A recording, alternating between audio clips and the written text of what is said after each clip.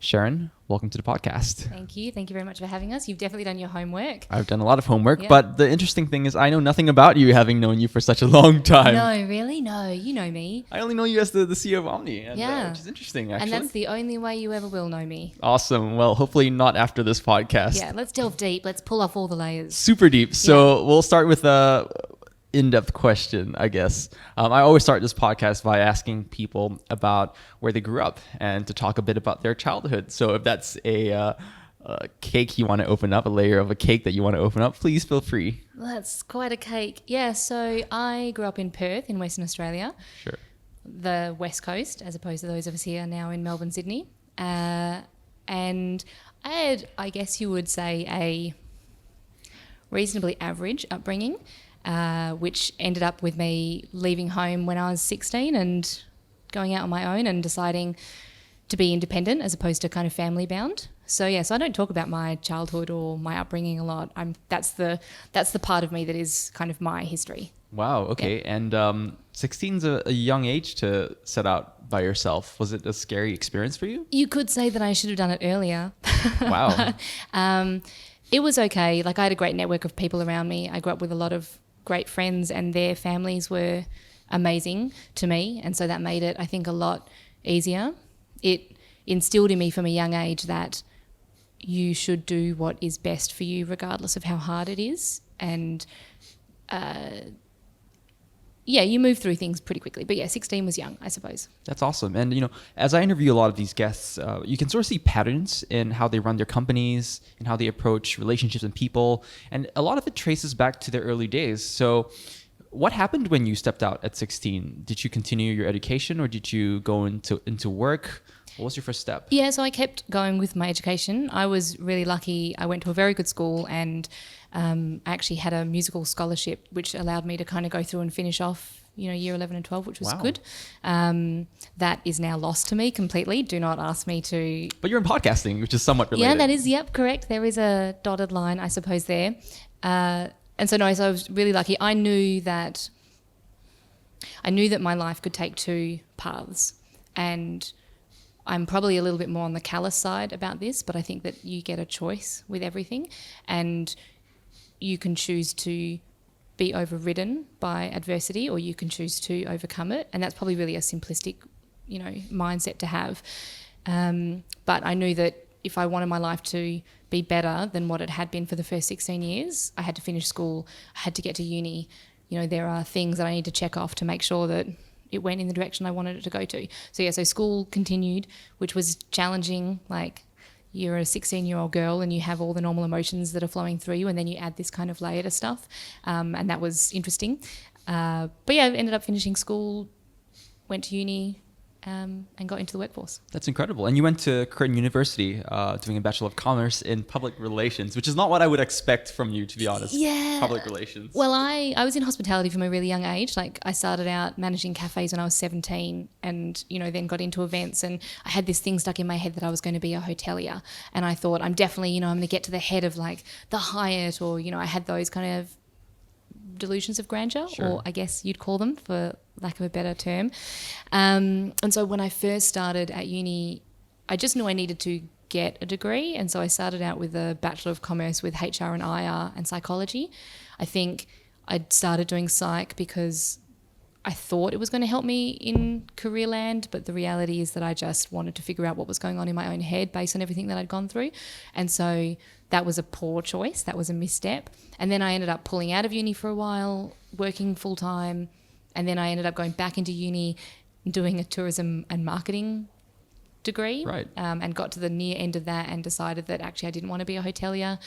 It was an up and down time for me. I was working full time, and so I didn't know that I needed to finish uni, and there was just a whole pile of stuff going on in my head. So I ended up finishing off with a Bachelor of Commerce, marketing and PR was my major. What about the hotel industry pushed you away from it? Because it sounds like you studied it for a while, you even worked in the industry, and then sort of kind of went, nope, not for me, almost. Well, I never really jumped into it with both feet fully. Like, I think I was finishing off my degree and I was running a cafe in Perth, and a guy came in every day to get his flat white, and we just struck up a conversation. I was in the last, 8 months, 12 months of my uni degree, I think, at the time. And after a few months ongoing, he was like, "What are you doing? Like, you'd be great in business," kind of thing. I was like, Wow. would I? No, I couldn't imagine myself working at a desk. Like, I wanted to be around people and do that kind of thing. Anyway, so long story short, I ended up taking a part-time admin job, and learn about MyOb and, Okay. doing semi-reception things. And then I just took a left turn out of it. I think I got into business, and it was something that I loved doing. He had a tech company, and it just got its talons in me. And soon hospitality was, a distant memory. Thing of the past. Yeah. So yeah, what happened after you graduated university? You got a job at Sika and Napa. Am I saying that right? Yeah, Sika? it wasn't called that at the start. But yeah, it ended up being rebranded just as I was leaving to Sitcha and Napa. Two Latin word, I don't know. Like, how do any of us come up with any of our, how is Omny called One of Omny? the And great it's really just questions. because you throw a dart at a dartboard and you're like, yeah, that name sticks, let's do that. And so I did that for 8.5 years. And Wow. I started out in their admin team with, 5 people, and then grew that out to about 21, 22, I think, at the end. There was a few different divisions, managed services, web, design, and the rest of it. And yeah, that was how I got my first start into IT, I suppose. Wow. And how did your role change within that company over time? You went from office admin to then taking on more responsibility as time grew by? Yeah, so I started out on the admin account side, real figuring out how my job works and, just acting as reception. And then as time went on and we needed to slot more people in and around and the team kept growing, I ended up looking after the admin team of people. I kind of was the intermediary between the techs and clients. I got to kind of an operations role, and so I looked after all the HR, finance, all the rest of it. We had a SaaS side business called Appointments Online, and I ended up doing some sales and marketing for that. So it was one of those roles that let you do as much or as little as you wanted, and it was really kind of directionless, and it was just do things, and you went off and you did things. Kind of like being a CEO. Yeah, kind of. Yeah, except no board and no, other people around you and above you. But yeah, it was definitely forging, I suppose. Okay. Yeah. And do you have any key takeaways from your time doing that? 8 years is a lot of time to spend in a company. Yeah, it is. And I think I probably stayed for the wrong reasons. Okay. At the end of the day, there's a huge part of my personality from my childhood that clings to family-like structures. And for me, work and a team is a lot like a family-like structure. And so I think if I was being completely honest with myself and you, I would say that I probably stayed too long because I valued the human connection part of it. Right. And it's very difficult for me to see moving to another team that has that same kind of connection. Okay. But it was huge. The takeaways were, from a work perspective, take every single opportunity that you possibly can. There were a lot of times as well where, I was young. I was 22 when I started with that company, and a lot of fear and a lot of, but, if I put people underneath me, what will I do? I won't, this is my job now, and if I hire someone to do reception, what will I do after that? But you really kind of have to trust the people above you and keep pushing yourself through that. I learned a lot of that when I was there. That's incredible.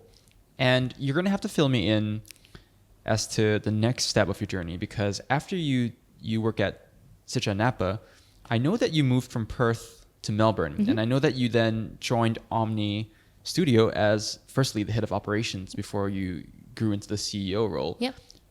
Why Perth to Melbourne? I'd always wanted, so I have a best friend who I went to school with from when we were 6, and she moved to Melbourne along with her brother, who Darcy Norton, a long while ago. And so I, from 23, 24 onwards, I would come over here once, twice a year, hang out with these people, be enamoured by the culture and the work ethic and the startup scene, and always wanted to do a lot more with my career, and I always wanted to take that kind of next step. But that I stayed in Perth for those reasons that I mentioned before, in terms of having a good job and seeing that as a family kind of unit around me in lieu of my own family unit. And so it was always in my mind that I wanted to come over. I just never knew how to do it.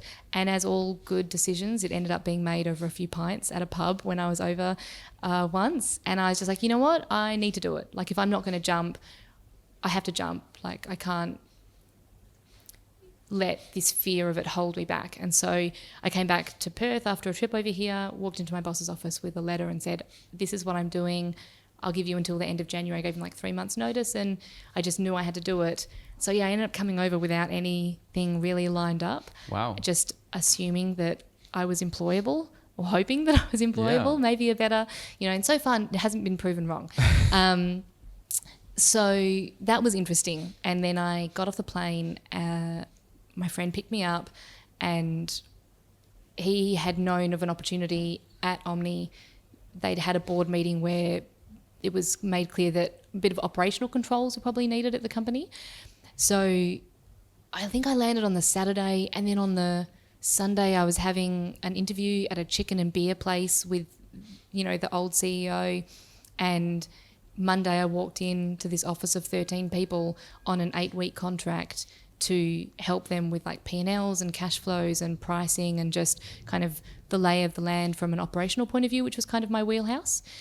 And that turned into a full-time head of ops role, which then eventually, after 3 months, turned into interim CEO, which then turned into full-time CEO. That's incredible. So you went from not knowing if you would have a job to getting a job as head of operations in 2 days. Mm-hmm. That's crazy. And it was Darcy, YBF's co-founder, one of YBF's co-founders, who found you the gig at Omny Studio. Is that right? Yeah, correct. Yeah, that's amazing. He wasn't on their board. It was another person at YBF that was on their board, but that he had known about it. And they were like, well, we know this person coming over, so maybe just let's see what happens. And the rest, as they say, is history. That's amazing. That's yeah, I never knew that. It's something. Amazing that's is one a crazy word for story. It. Yeah, it's nuts, yeah. And I being 8.5 years at your last job, you forget what it's like to have a new job. And I used to love that feeling. And I always likened it to, when you were kind of watching a black and white TV show and then all of a sudden you see it remastered in colour.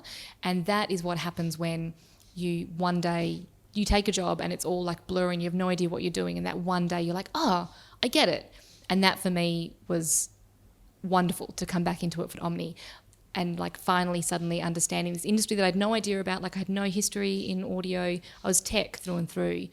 I remember one day, maybe like a month and a half in, there was like this, so we used Tip Chat at the time, but like the equivalent of Slack. There was a Slack conversation going on about the company and the product, and I just had no idea what was happening. And I turned around to someone that was working underneath me at the time and asked a question, and she just gave me this sideways look and went, do you know what we do at Omny? I was like, I do, but I don't really understand the product fully. And yeah, I had like a crash course. And so there was a huge learning curve. It was pretty nuts. That's cool. And how would you describe the first 3 months as Omny being a head of ops in a startup? What is that like? It was pretty crazy. Like startup land is a whole different beast. Move fast, figure it out as you go, lay the train tracks, etc., which is not hugely different to business in like small or big or medium kind of terms. There just probably is less overarching operations at times, or there's less thought about that. It's chaotic. Thank you. That's the word that I'm looking for. It is.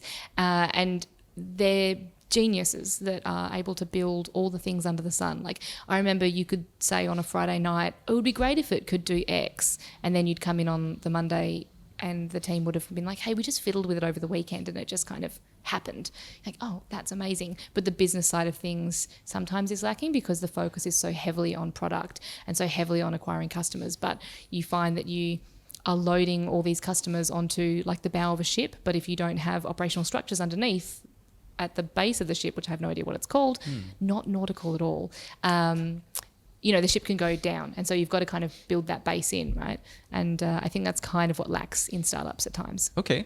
And what's it like being a head of operations in a startup? Because this was a startup that had 3 founders. Mm-hmm. You had a CEO, you had a head of product, I think, and a CTO as well. Yep. And then having someone come in as head of operations, what was that dynamic like? Because oftentimes for startups, it's kind of a culture shock when the founders suddenly have someone else coming in and dictating or taking control of certain parts of the company. Yeah, it's hard, right? I mean, this is your business. This is the thing that you built, and it's your product and it's your tech.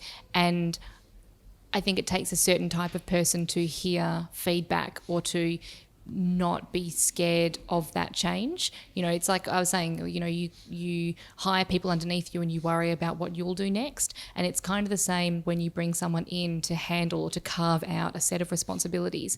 You have to trust that person knows what they're doing and that it's in the best interest of the company. But it's a lot of, you are that business, I think is the startup mentality, and it's hard to let go of some of that. So yeah, it is a challenge. It's a bit of push and pull, a bit of friction, but you know, when done well, it is pretty positive. That's awesome. And you know, I guess the next part is the difficult part of the conversation being, you know, you went from head of operations to CEO in 3 months. Mm-hmm. So something must have happened which required you from going into that role. Care to share with us a bit about that story? I know it might be a bit sensitive to some. No, but, I think from my personal perspective, from what I've seen of startups, it's usually, you know, one or two incredibly technical people, you know, and then that second or third role is someone that came up through like a business development team, or, you know, and can take the company so far. And then there's always, like, every single startup that you've seen that goes from like startup to scale up, there's been some sort of management or leadership change or shuffle at some point.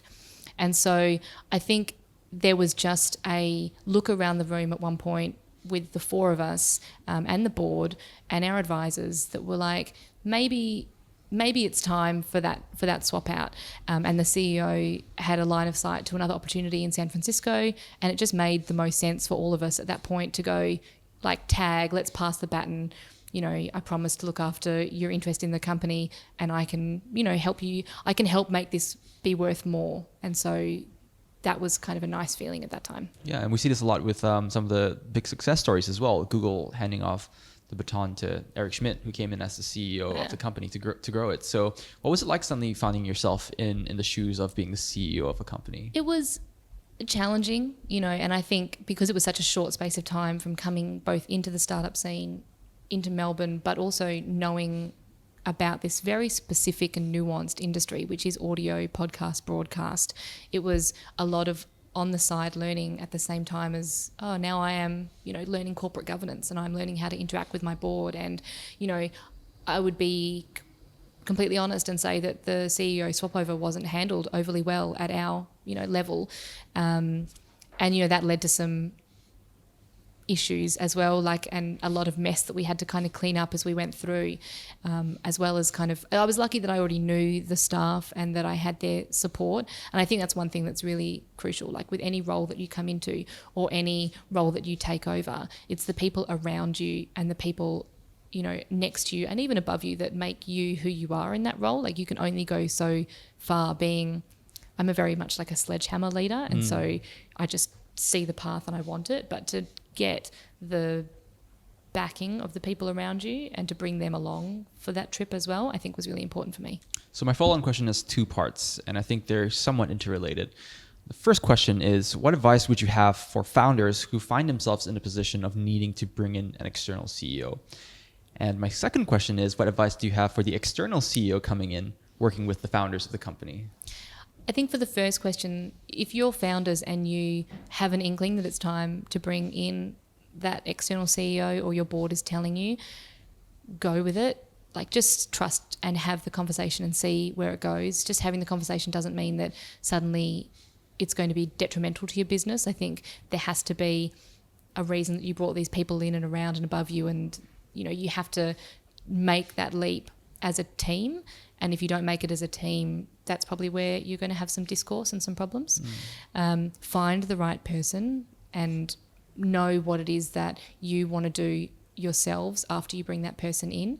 So who is it that is going to be moving into which role, and how is that role going to be communicated out to the staff, to investors is crucial. Figure out your messaging early, figure out what you're going to say to that investment pool, and pick your timing for it as well. Maybe don't do it as you're about to close a bridge funding round. Yep. That can be problematic. Yep. And then for the incoming CEO, know what you're getting into, both in a good and a bad way, and don't not take the time. Oh, double negatives. Take the time to understand the wider team and the board and the advisors and the history of the company, and know what you can add and be honest with yourself about what you can add, and be honest with yourself and with the founding team about what you would struggle with and your concerns. When does a startup know that it's the right time to bring in an external CEO? 'Cause sometimes people live in denial. Sometimes people don't want to accept the reality that they need external help. Yeah, it's been interesting. So there are a lot of people that have been in the startup industry a lot longer than me, yourself included. From my arguably short time in it at the moment, and based on what it is I see in Australia versus I spend a lot of my time in the States for our company because most of our clients are over there. And what the difference I feel between founding teams in Australia versus America are more, Americans are faster to go, this hasn't worked, or faster to go, let's switch because what we're doing at the moment isn't working. Whereas Australians, and I don't know if it's because of the size of the opportunities here or what it is, but it seems that people hold onto things a little bit, maybe longer than they should, or until a point of no return kind of comes. Oh, we'll just keep trying. It's just around the corner. And I think you need to be very honest with yourself about when to make a pivot and not make it too late, or when to bring in an external person and not have it happen too late. So that's not an answer to your question, because it's a really hard question to answer. How do you know? I think we all know. I think there's always a gut feeling where you're like, we need someone to come in and help us do product, or we need someone to help us do ops, or we need someone to help us take this company to the next level. And I think if you've been having a conversation of, we'll just keep trying a little bit longer, it's equivalent of let's just keep ramming our heads against a wall a little bit longer and see what happens. Like, you might eventually push through the other side, but you always know, if you've been stagnant for too long, if you've plateaued in growth, or, you're having the same conversations in management meetings about pricing or product or customers all the time, that's when you need to get someone else in. You have to be introspective enough to acknowledge that it's happening. Correct. Yeah. But you get so caught up in your day to day and in your spin, and it's a challenge, which is why you need the right advisors and investors around you as well, and why you need a incredibly activated and focused board. We had a reasonably disconnected board at times over the course of our company history, and I think it would have been different earlier on if they hadn't been. And I say that knowing that it all worked out amazingly well, and we couldn't have hoped for a better outcome. And those challenges that we had have been great lessons for the next thing that we all might go and do. But there were times I was like, just a little bit more connection, guys, would be great. Yep. And one of the things that I recall in the early days of you being CEO was that Omny hadn't quite figured out the product market fit just yet. Omny didn't start out as the product it is today. It started out as an aggregated tool to pull in Spotify and all these other tools. And along the way, it evolved multiple times. But when you stepped in as CEO, it seemed like one of the big tasks was to figure out how to create something that people wanted. So how did you get the company to that point of discovery, of turning on the light bulb for that company? I was really lucky that there were people in Omny that I guess had been beating that drum for a little while. They just needed a voice. They just needed someone to be new to the company, to hear them, to look at all the pieces on the table, to objectively, without having been in it for all those years and months, look at it and go, yes, this, and this, and you're correct, and yes, I hear what you're saying, and kind of move that forward. I think fear was a huge part of Omny for a little while, like the worry that if you didn't pick the right price point, or the worry that if you didn't have the right messaging, you'd blow it all. But that's so much worse than just trying something, because you've got customers knocking on your door, asking for pricing, asking for all these things. You have to answer back. You have to kind of say those things. So we were led, luckily, by people below us, around us, the customer base. Like, we've always had a really engaged client base. Like, we built the product with them in mind and with their feedback. And so you just have to open your ears and kind of listen, and then act quickly on that feedback, and be prepared with a plan B in case it doesn't work. So in a way, you enabled what was already there to flourish and to have a voice. And that's probably why having an external person come in sometimes is so incredibly helpful, because you do bring that outside perspective into the company that you never had before. Yeah, and just a level of, like, my career prior, I'd done these things, and I'd known, again, going back to your question about when do you get an external CEO in, and what their CV looks like, and have they have they already overcome the challenges or tick the boxes on the things that you need to overcome and tick the box on? And there's a level of trust that comes with that goes, hey, we can roll out pricing and it'll be fine. Or, hey, we can like fully pivot to a B2B play, as opposed to when I came on board, there was still a foot in like the consumer with the Omny radio product and then the business with the Omny Studio product. We can switch to this because the data is saying that that's going to be the thing that makes us the money and where our success lies. And so just that confidence, and to know that you have a skill set that if it did slightly go off the rails, you could kind of get it back pretty quickly. Do you think this decisiveness and risk-taking attitude stems from your upbringing as well? No. Yes and no. I think that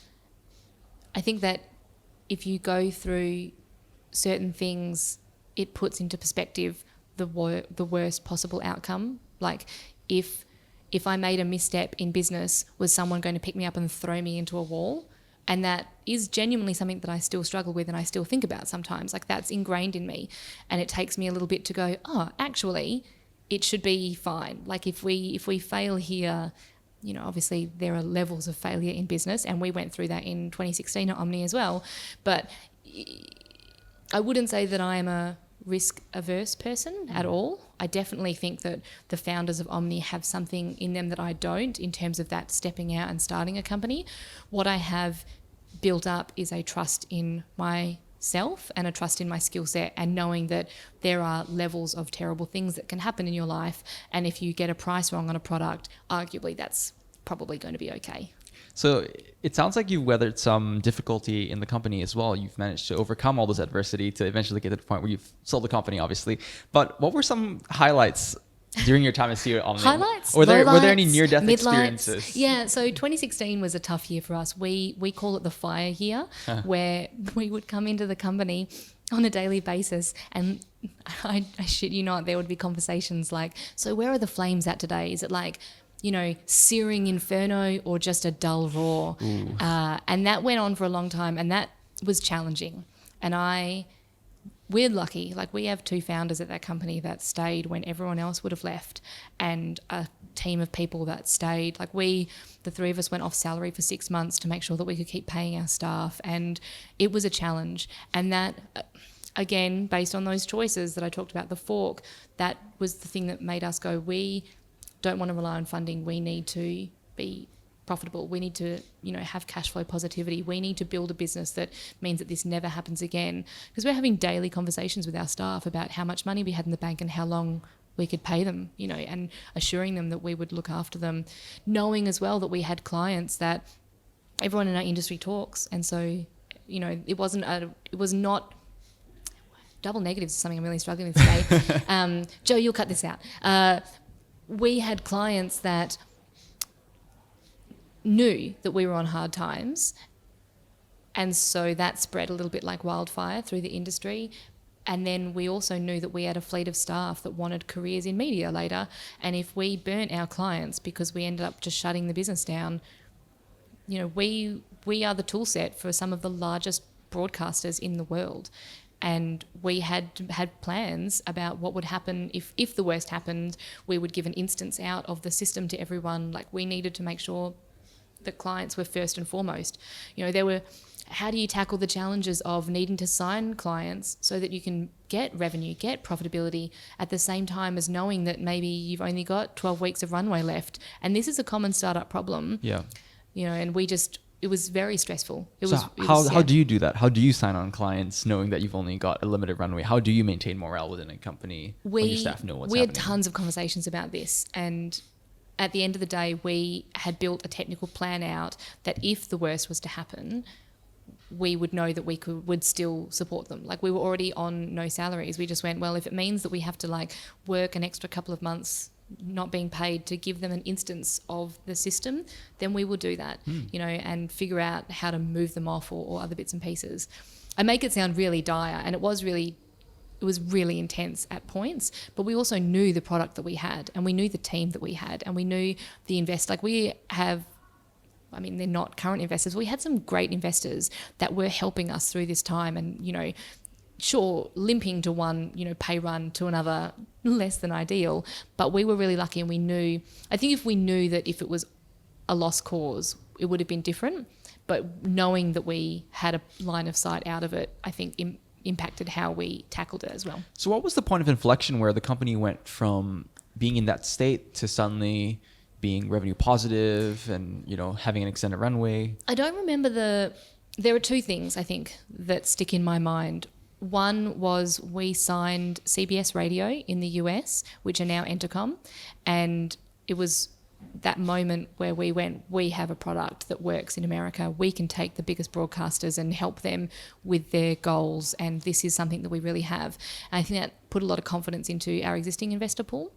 And then we had a relationship with Triton Digital back, from 2015, and we had a partnership that we were forming with them, and we were very lucky that partnership strategically also turned into some funding as well.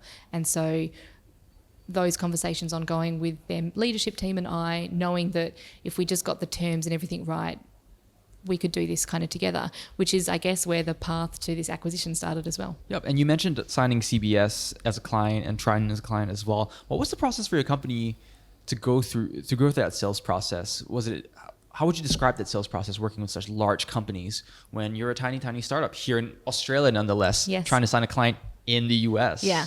I mean, I think Australian startups or Australian company at all, if you have a global product, but if you can't get global within 6 to 12 months, you don't have a product. You don't have I'm really sorry, but if you have a very Australian specific product, like you have a certain credit license or something that you only want to or can operate in Australia, that's totally different. If you have a SaaS platform that can be used by anyone around the world, like if Intercom or Pipedrive, had never been able to, I mean, they're American-based, terrible example, but if they could only ever take their own geographical market, probably something's wrong. And so I think knowing that if you want a global presence, you have to think globally from the get-go. And so we were doing demos and meetings at 1, 2, 3 a.m. in the morning. Wow. And then they would ask you where you were and, you'd say, it's 3 o'clock in the morning. And then people would go, oh God, I'm so sorry. No, it's fine. Because you have to make it easy to do business with you from Australia. And so whether or not that's spending, 5, 6, 7 months at a time there, or whether it's quick trips back and forth like I was doing, you need to get a presence there. You need to be honest with yourself about whether the problems that you're solving for Australian businesses are the same problems that you can solve in the US. And if they are, then there's no reason why you shouldn't be over there doing it for them. Yep. That's incredible. And I think one of the things that strikes out most to me about you, Sharon, is your incredible work ethic, because you're often here super early, super late. In fact, your team is, period. So kudos to you and your team for doing those 3 a.m. meetings. Looks like it turned out well. We're very lucky now. I mean, look, it was the early days that we did them. There's still times where we do them, but we're very lucky now that we've managed to take most of that market. And so, yeah, but I don't know if you'd call it a kudos moment or a get your head checked moment. But yeah, we definitely do. We work hard. So I want to talk about the acquisition. But before I get into that, I want to quickly circle back to what you mentioned in the beginning, and that's your need for family structures. So initially, when you're working for the company, you're at the receiving end of being part of a structure that's already in place. Yep. What happens when you're the CEO? What's your approach to building a team and its culture, and do you find yourself putting in place those structures that you so often wanted as an employee now that you're a leader of a company? I actually don't think I do. I am the type of leader that forges the path out and hope that people kind of come and assume that if I'm laying the track, they'll come through on the track as well. And I'm probably a little bit more hands-off in terms of, yeah, go run that thing, go do it and come back to me. But I do less of the check-ins. Like I think I have quite a lot of growth still to go, if I'm being honest with myself about what kind of leader I want to become. I'm definitely more of like an island, I suppose, as opposed to that. And I also think that just because I'm hungry for that family environment does not mean that I should put that onto the team below me. Like we have a great environment at Omny, and I think that goes both ways, up, down, left, right, etc. That we all know that we're there for each other, and that's apparent in the culture. But I try not to be too hands-on. Yeah. Awesome. So jumping to acquisition now, what was the first moment for your company where you kind of went, okay, it's it's time to look at acquisition, or it's, how do you make that decision? Well, you're a startup, you're always for sale, right? Yep. Like you're always up for investment. next You're always funding, up for, correct. yeah. Yeah. And I find that was a weird thing to get my head around when I started in startups, is that there are these people building these companies, not so much to have good, profitable companies, but to get a return, or, the path is always, that's the goal over there, or unicorn status or anything like that. So that was a weird thing for me to wrap my head around. I think for us, it was a moment where the market, like our competitors, it was so crowded. Like there are in differing levels of what we do, and we were lucky because we were one of the first to do it, and especially with the types of clients that we have in broadcast, we were very unique. Today, I think there's like 38 or so companies that kind of do what we do. And there can be one standing at the top of the mountain, and you have to be honest about the hockey stick graph that you had, right? Like we built a great business and we turned over a good revenue, but there needed to be this next kick to win the market. And that was either going to be in the form of not a small amount of funding, or it was going to be, is now the time to, listen to what these people are saying to us. And, they've been knocking on the door for a little while, and now is the time to kind of do that. And you look around and you have some honest conversations with staff and with the founders and with investors and with the board, and you decide if that's the time to go. And for us it was, and now with, the company that we are now integrated into and the company behind us, we have a line of sight to being the biggest and baddest company for what we do. And if you don't have to focus half your time on funding or other bits and pieces, then you can really win a market, I think. How does a company find an acquirer? In your case, Triton was just a customer. They were a strategic partner. Gotcha. They were. They helped us get more customers. Interesting. Yeah. Very good partner. So, how did they turn from a partner to a potential acquirer? What was that process like? Well, I think a strategic always sees you when they invest in you as either they're going to keep you close, or they're going to one day keep you even closer, eat them or kill them, I suppose, but like work with them or acquire them. I think we had talked with Triton for a long time about, the ideal what if, one day wouldn't it be great if, and it just made a lot of sense. Like we'd worked with these people for the better part of 3 years. We knew them, we trusted them. We saw how our business would be handled by them. We saw how our clients are already handled by them. We saw how we would integrate and help guide them in this new division. So just that was easy for us. As to how do you find an acquirer? I don't know. We shopped ourselves for a little part there in 2016. You just find the people that you think would have, oh God, I'm going to say it, synergies. Buzzwords. Yeah. How do you get more synergy there? We found people that, we thought would suit us and suit our clients. And, in our industry as well, like you have to think about what you want your product to be after you sell. It's all very good and well to get the sale, page on the back, go out and buy yachts. Narrator, there are no yachts, but you also have to think about the product. And if you sell to someone like an Amazon or a Google or a, insert big name company, the reality is your product's probably going to get choked out on the way through the door. Right. We have almost 700 clients that rely on us for all their audio needs, and you can't just go, thanks everybody, this was great, 2 months and then it's gone kind of thing. And so you have to think about that kind of stuff as well. So what was the actual process of going through the acquisition look like? I remember you having a lot of late nights as well. I basically gave up sleep. Yep. And, I dated a guy once, his dad was in the SAS, and his saying was, you can sleep when you're dead. And so I just made that my MO for, I'm going to get it tattooed on myself, along with Profit or Die, which to all my friends listening, I am going to get done. So it was a lot of work. It was a lot. I always knew it was going to be a lot of work, but it was a lot more than I could have anticipated. A lot of managing all the different stakeholders around you, but at the same time as making sure the business continues to go forward, not just forward and up, because the last thing that you want is while you're running this, for us it was a 5-month process, you're running this process, and because my focus was on selling the company and it's not on running the company, are you selling as much as you should? Like what happens if your revenue goes backwards 1 month? Are they not going to want it anymore? And can you circumvent that by making sure that you're talking to those people? Like, we were a very small team, and we were lucky that Triton knew that, and we'd had a relationship with them.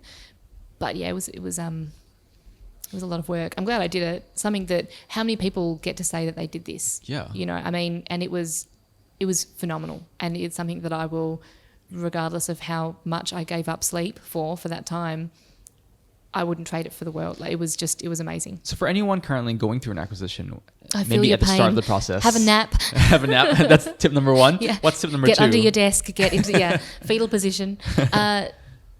Know who it is that is acquiring you, and make sure that you build a relationship with them, if not before, then during, because there are going to be moments where you're going to need their help with things, even though they're on the other side, and it is, a tug of war. But if you can build a relationship with them, I think that's going to hold you in good stead for after the acquisition as well. So what's it like after the acquisition? How are Pretty things much changed? the same as no. Okay. So what's the saying? Same shit, different day. Yep. No, it is. For us, it was really interesting because it kind of felt like overnight we really a switch had been flicked, and we were suddenly the port of call for a lot of inbound inquiries from people at the company, like, oh good, we've got a podcast team now, let's go and ask them some questions. And it's figuring out how to shove a small company into a much larger company, who's also putting themselves into a much larger company at the moment. I kind of felt like for a while we were like a puppy that had been bought by this company, and you're a startup and you move fast and you break things, and that's your mentality, and you see a point and you just get to it, as opposed to a company that probably has a bit more bureaucracy, a bit more checks and balances, for good measure, because that's what a company does. Absolutely. But you kind of forget that.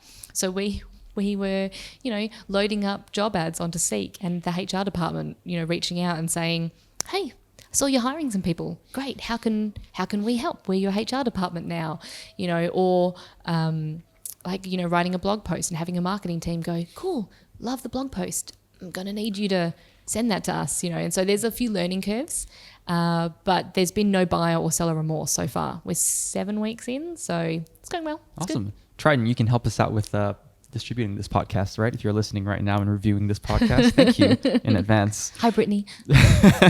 So for being a CEO of a startup you're now an MD for a subsidiary of a large media conglomerate, what has that shift been like for you personally? It's been great. I personally felt that, and I suppose maybe this goes back to your question about when do founding teams know when they need to get someone in above them or alongside them.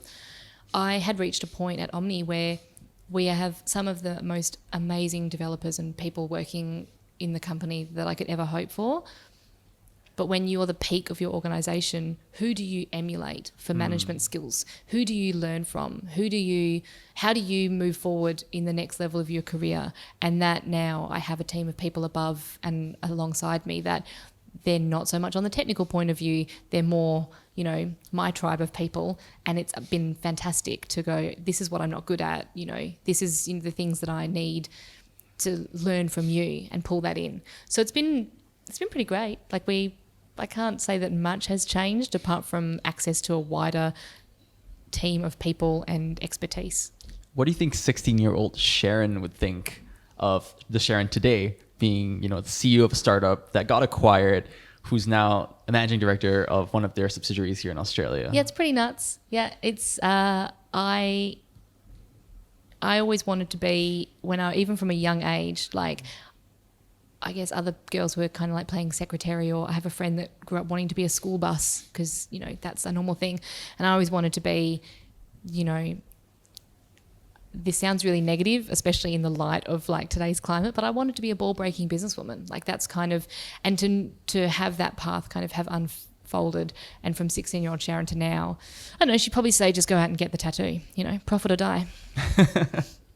I look forward to seeing that tattoo Yeah. one day. I've acquiesced with my friends. I wanted to get it on the inside of my right wrist, but then they were like, when you shake people's hands, you're really going to be construed in the wrong way. You're going to leave a so strong I'm just going to get it impression. on the left hand instead.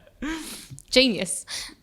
So quickly before we wrap up, what does the future of podcasting look like? And more importantly, what does the future of Omny look like? Yeah, okay. Well, I don't know that Omny is more important than podcasting, but they're synonymous for sure. So podcasting is incredible. Zoolander, the movie, in terms of, Hansel, so hot right now. Podcasting is so hot right now because it speaks to a mentality and a consumer choice. And that is where good businesses and markets unfold, right? Is that you're led by the consumer and what the consumer wants, you deliver. And so we're time poor, we're hungry for information, we're hungry for good information.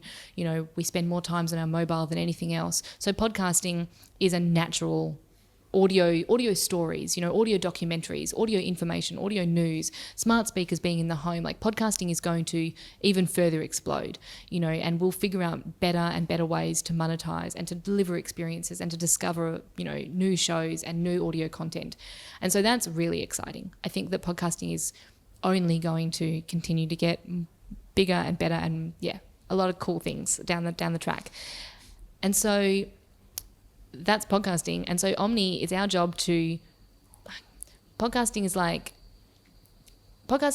whitewater rafting, and the market and, the speed of it largely is outside of your control, but you need to be able to see 3 waterfalls ahead and figure out how you're going to navigate that, as well as kind of driving. It's a terrible analogy, actually, now that I've started. I'm like, Keep going. I don't do whitewater rafting. I don't know about paddling. You can pick another sport. It's fine. Yeah, correct. Yeah. No, I have no idea.